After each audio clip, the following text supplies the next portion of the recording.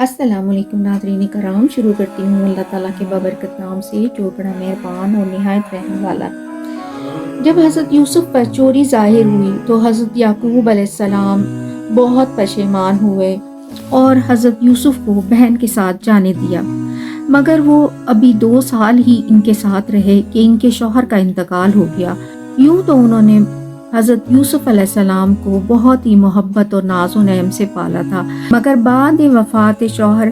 حضرت یعقوب علیہ السلام ان کو واپس لے آئے اور وہ ان سے بے پناہ محبت رکھتے، ہر پل اپنی آنکھوں کے سامنے رکھتے،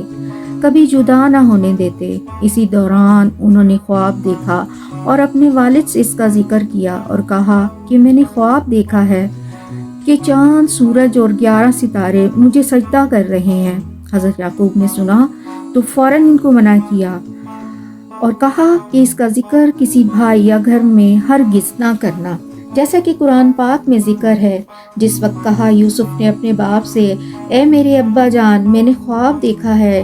شب کو کہ 11 ستارے اور سورج و چاند مجھے سجدہ کیا۔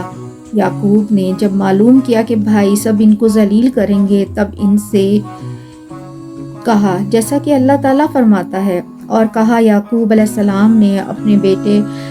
سے، میرے بیٹے مت بیان کر خواب اپنا بھائیوں سے، کیونکہ اس خواب کو سن کر وہ تیرے واسطے البتہ کچھ فریب بنائیں گے، اور شیطان انسان کا کھلا دشمن ہے۔